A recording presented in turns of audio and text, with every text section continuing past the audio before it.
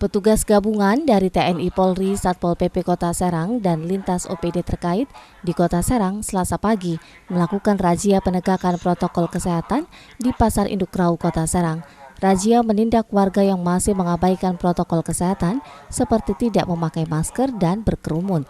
Petugas gabungan berkeliling dengan pengeras suara, memberikan peringatan kepada pengunjung Pasar Rau dan pedagang untuk patuh terhadap protokol kesehatan.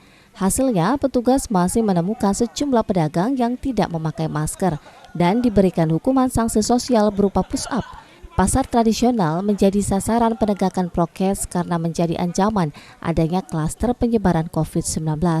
Razia tersebut merupakan bagian dari pelaksanaan PSBB di Kota Serang yang diperpanjang hingga 11 Oktober.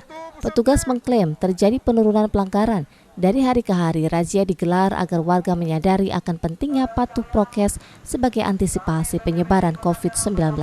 Ke dalam juga ada 2 orang aja yang kita tindak karena tidak pakai masker. Semua pedagang sudah pakai masker, pembeli juga sudah pakai masker. Saya cek cuci tangan juga ada. Semua protokol kesehatan sudah siap. Nah, mudah-mudahan ini bisa langkah awal untuk menghentikan penyebaran COVID di klaster pasar. Sementara itu, selama perpanjangan PSBB di Kota Serang hingga 11 Oktober mendatang, tidak ada checkpoint di perbatasan wilayah seperti PSBB pertama kali diterapkan di Kota Serang lantaran dinilai kurang efektif. Selama checkpoint di Kota Serang, tidak ada petugas dari Dinas Kesehatan sebagai garda terdepan checkpoint, termasuk tidak ada kontribusi dari Pemprov Banten, baik materi maupun SDM.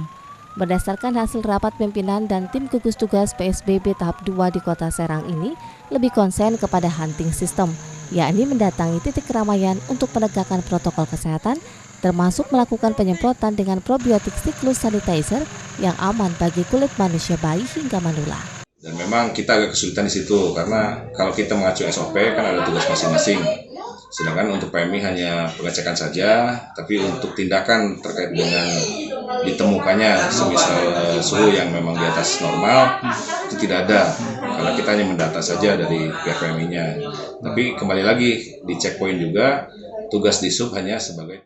Sementara dari data sumber Dinas Kesehatan Kota Serang hingga Senin petang terjadi penambahan jumlah kasus positif COVID-19 di Kota Serang sebanyak 4 kasus, 3 diantaranya setelah isolasi mandiri dan 1 orang meninggal sebelumnya pasien tersebut dirawat di rumah sakit.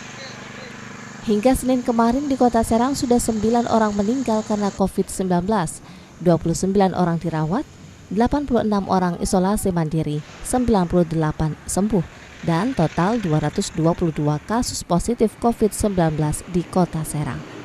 Dharma Wijaya, jurnalis Banten TV dari Serang memberitakan.